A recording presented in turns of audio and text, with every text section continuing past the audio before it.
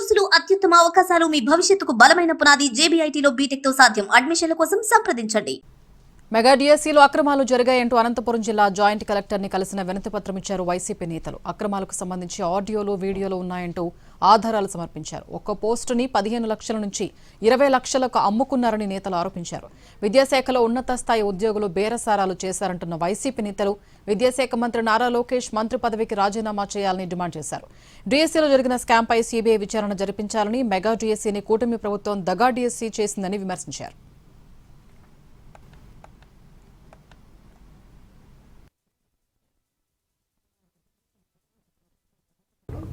ముఖ్యంగా స్పోర్ట్స్ కోటాలో కావచ్చు, తర్వాత పేపర్ లీక్ అయిన ద్వారా కూడా ఇంతవరకు ఏదో మేము అంటూ ఉంటే ఇదే విషయాన్ని కూడా చాలా స్పష్టంగా కూడా వైఎస్ఆర్ కాంగ్రెస్ పార్టీ అధ్యక్షులు మాజీ ముఖ్యమంత్రి జగన్మోహన్ రెడ్డి గారు ప్రెస్ కాన్ఫరెన్స్ పెట్టి సాక్ష్యాలతో సహా కూడా బయటకు కూడా ఇవ్వడం జరిగింది.